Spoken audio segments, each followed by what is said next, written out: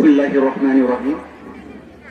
Perfect Public School and কলেজের 2024 সনের চূড়ান্ত ফলাফল প্রদান ও পুরস্কার বিতরণী অনুষ্ঠান সাথে আমার শ্রদ্ধেয় স্যার নকলা সরকারি পাইলট উচ্চ বিদ্যালয়ের অবসরপ্রাপ্ত প্রধান শিক্ষক, বিশিষ্ট শিক্ষা অনুরাগী, পারফেক্ট পাবলিক স্কুল অ্যান্ড কলেজের প্রধান উপদেষ্টা, সর্বজন শ্রদ্ধেয় আলহাজ মোহাম্মদ খাজা নাজিমউদ্দিন স্যারের সংবর্ধনা অনুষ্ঠানে উপস্থিত আছেন আজকে যিনি সভাপতি জনাব Rebeka Sultana madam, chairman Perfect Public School and College এবং সাবেক প্রধান শিক্ষক ভারপ্রাপ্ত নকলা সরকারি পাইলট উচ্চ বিদ্যালয়।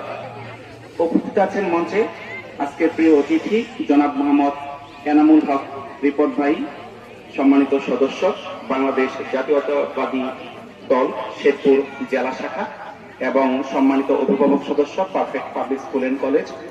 উপস্থিত আছেন অত্র কলেজ স্কুল অ্যান্ড কলেজের প্রধান শিক্ষক জনাব মোহাম্মদ খসরু, কলেজ শাখার ভাইস প্রিন্সিপাল জনাব হাফিজুর রহমান, স্কুল শাখার সহকারী প্রধান শিক্ষক জনাব হাফিজুল হাসান, সম্মানিত শিক্ষক মন্ডলী, মঞ্চের সামনে উপবিষ্ট সম্মানিত অভিভাবক অভিভাবিকাবৃন্দ এবং স্নেহের ছাত্রছাত্রীরা, আসসালামু আলাইকুম।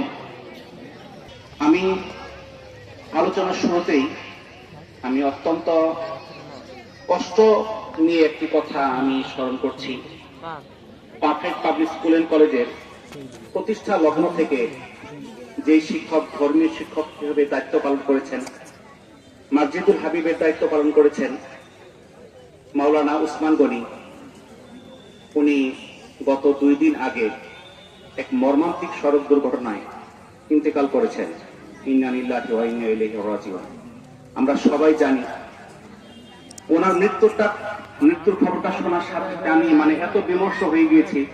আমার মাদ্রাসায় সভা ছিল পরশুদিন, আমি সেখানে 29 তারিখে সভা, 28 তারিখ রাত্রে উনি মারা গেছেন। আমি সেখান থেকে দৌড়ে এসেছি, থানায় গিয়েছি।